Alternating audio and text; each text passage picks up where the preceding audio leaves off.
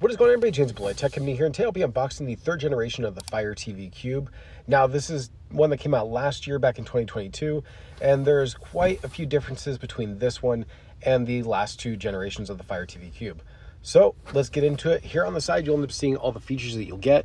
In addition to hands-free Alexa, you also have Wi-Fi 6E, 4K Ultra HD. You'll be able to play high dynamic range, Dolby Vision Atmos.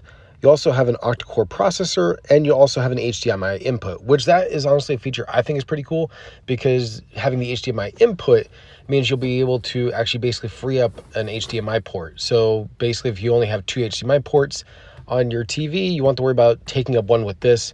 You could basically hook up either your Xbox, your PlayStation, if you have a Blu-ray player, or anything else you want to use.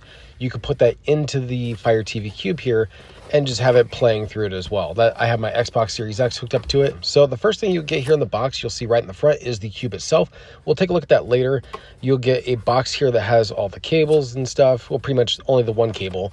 And you got the two AAA batteries here, Amazon brand, of course.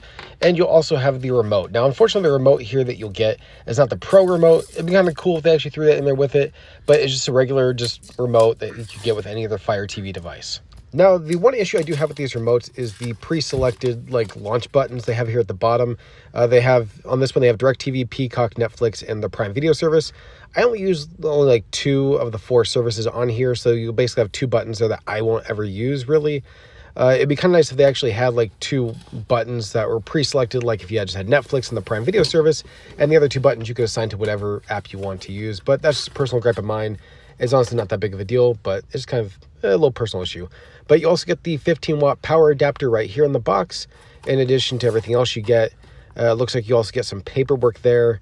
Now that we got all that out of the way, let's take a look at the Fire TV Cube itself. Now, the very first thing I noticed is it has this mesh here in the front that's kind of wrapped around the sides and a little bit around the back, like you would on the other Echo speakers.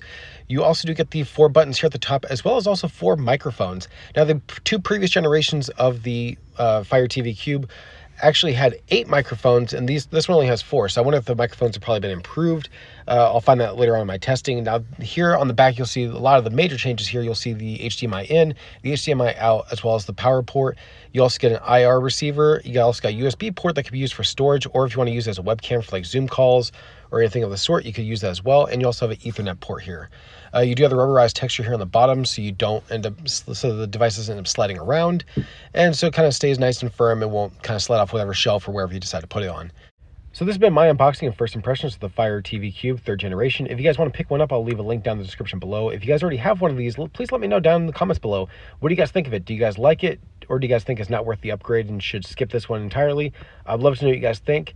And as always, it's been James Blue Tech. I'll catch you guys next time. Have a good one.